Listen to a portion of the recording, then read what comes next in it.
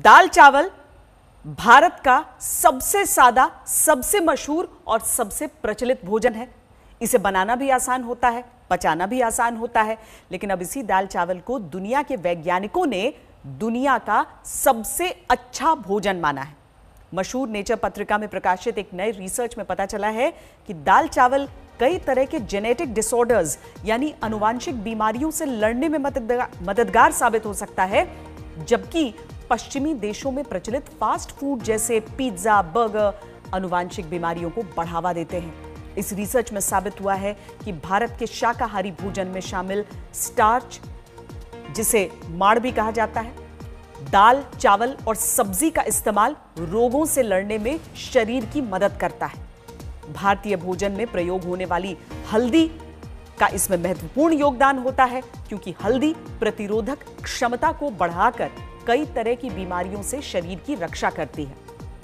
दाल, चावल और भारतीय भोजन की रोग प्रतिरोधक क्षमता बताने वाली इस स्टडी को जर्मनी की ल्यूबेक यूनिवर्सिटी के प्रोफेसर रॉल्फ लुडविग के नेतृत्व में 3 वैज्ञानिकों ने अंजाम दिया है। इनमें रूस के डॉक्टर, इजराइल की डॉक्टर और साथ ही एक और डॉक्टर ने अंजाम दिया है जो भारतीय है।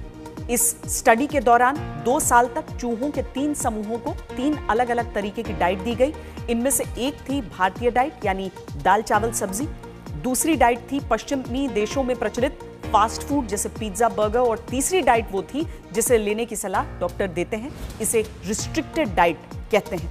इस स्टडी के नतीजे दाल चावल के पक्ष में आए और इसे दुनिया का सबसे अच्छा आहार माना गया।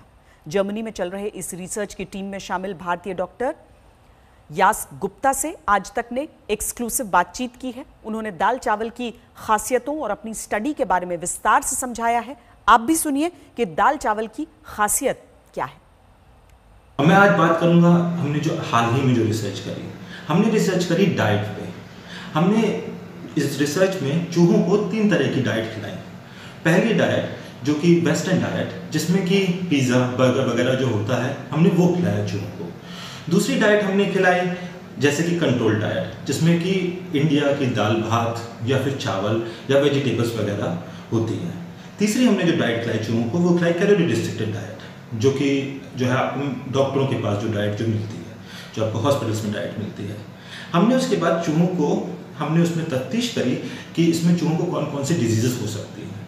हमने देखा कि जो है क्या इन चूहों को अर्थराइटिस होता है, क्या इन चूहों को पैंक्रेटाइटिस होता है, क्या इन चूहों को लूपस लेवल बढ़ता है, या फिर इन चूहों का ब्लड शुगर हाई होता है, या उनका वेट बढ़ता है। हमने इस सब की सारी चीज़ों को देख करके ये पता लगाया कि जो वेस्टर्न डाइट होती है, जो पिज़्ज़ा बर्गर वाली डाइट होती है, वो चूहों में इन डिजीज़ को और इन बीमारियों को हमेशा बढ़ाती है।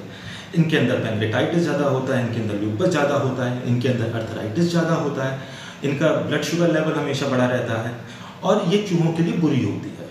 इसके मुकाबले जो हमारी कंट्रोल डाइट है, जो कि इंडियन डाइट और मेडिटेरेनियन डाइट में ज़्यादा पाई जाती है, जो हमारे घर की जो दाल भात होती है, वो इन चूहों में कम बीमारियाँ पैदा करती है। कैलोरी रिस्ट्रिक्टेड में तो ये बीमारियाँ और भी कम होती हैं, लेकिन जो इंडियन डाइट है वो काफ़ी वेल बैलेंस्ड डाइट हमने देखा।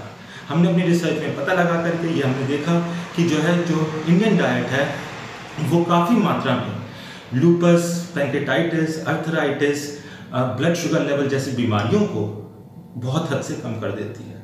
तो मेरा ये कहना है कि जो हमारी इंडियन डाइट है, जो दाल भात वाली डाइट है, वो सबसे बढ़िया डाइट है, वो वेल बैलेंस्ड डाइट है।